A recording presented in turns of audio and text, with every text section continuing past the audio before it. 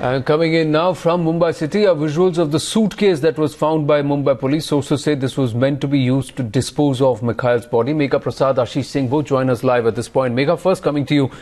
Do we have confirmation that this was the suitcase? Why and how is it that the police believe that this was the very suitcase? Is it identical to the one in which Sheena Bora was disposed of and that suitcase burned? Well, Anand, this is a confirmation that is coming in from the police. In fact, if I tell you the sequence of events, yesterday in the afternoon where we were all there at the Khar police station, we saw the suitcase being brought in.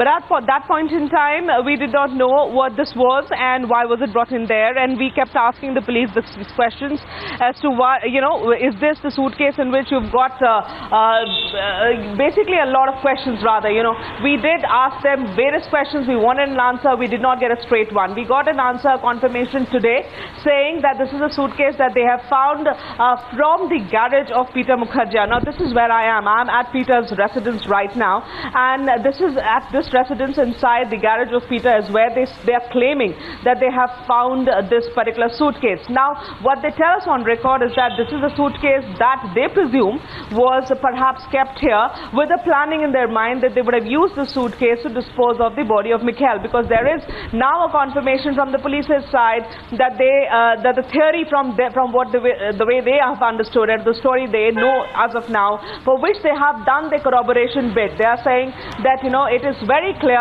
that the target was not only Sheena but Mikhail as well. That the entire the conspiracy, the way it was hashed, was to ensure that both of them were killed at the same time and disposed at the same place. The recce and all was done with this in mind. The plan in mind was to kill both of these people and perhaps keep the body in the car at this residence in the garage, then drive them to Pain the next day to dispose it of, the way they of course did with Sheena.